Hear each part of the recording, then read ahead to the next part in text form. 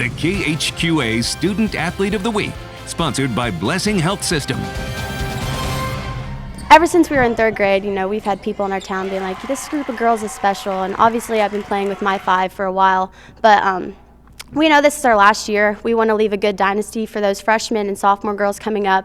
This is our last time to go get it, so I think we've all kind of had that mindset from the beginning that, state championship was what we want, so we're hoping to make a run, and it's really exciting. Every day we come into practice, that's our goal, is to get 1% better every day.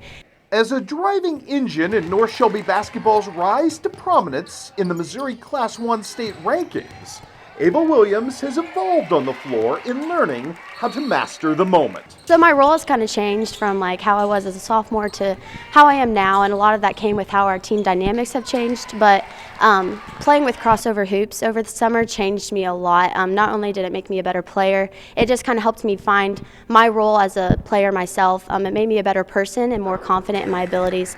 And in that regard, she may have done herself a disservice in making so many difficult and impressive life achievements look so very natural in execution, as if she didn't work as hard as she has to, say, rise academically to the top of her class. I'm definitely not a natural life organizer. If you look at my room, that's kind of proof of that. But over the years, I've just kind of learned how to be not procrastinate as much when it comes to schoolwork, and just keeping my schedule organized so that it takes a lot of stress off of my shoulders, because being a student athlete can be very stressful, and so just trying to stay as organized as possible.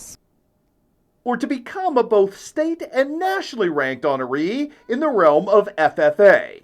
A clear passion project for Ava Williams that comes with a bit of a shocking twist as a less likely chapter president and national delegate than you might imagine. Neither of my parents are involved in production ag. Neither of my parents were in FFA. So coming to North Shelby, my brother was in FFA, and that kind of influenced me to do it. And it was a whole new world for me. I'm probably the least country girl here, but there's so much more to that. You don't have to be a country kid or a farmer kid to be in FFA or be a part of the ag industry.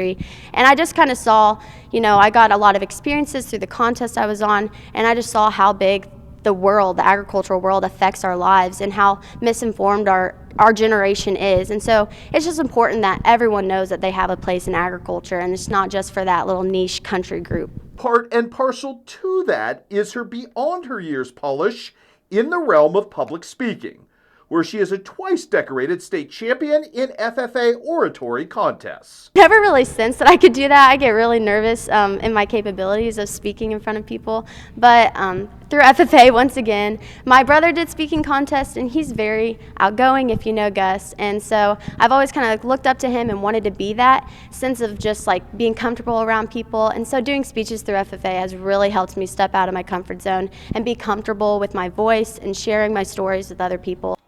And at the heart of it all, Ava's ability to juggle sports, school, and service simultaneously, the latter of which highlighted by her own charitable business, Ava's Mums the Words SAE, that focuses on delivering flowers to nursing homes and community members. It's very important for me to advocate for that industry because there's a lot of people who just don't know about it. So Mums the Word is part of my SAE, which is a business you have through FFA, and it just gives you a chance to learn business opportunities in a kind of foundational stage of our lives. I love my community. I'd say it's one of the most important parts of me, and I value my community. It's taught me a lot about how I am as a person. Here, I just have such a good support group. Going to college, I think that's what I'm going to miss most. And that hometown pride remains a driving thread in her future plans as well. I don't want to close the door to playing basketball after high school, because I do have a love for it, and saying goodbye is going to be really hard for me. However, if I don't get to play basketball someplace, I plan to go to the University of Missouri and major in agribusiness, and then after that I hope to go to law school, and I'm kind of thinking more of the ag policy career. My absolute dream job, which I've kind of gone away from this, was more into ag sales, and I really like to travel, and I would love to go into more of the international agricultural sales, working with trading, but I feel like being a lawyer, I'd be more able to come back to my hometown, and so that's ultimately where I want to be back, is in a small community, so that my kids can grow up and play basketball where I played basketball, and go to school and grow up with the teachers and people I grew up with.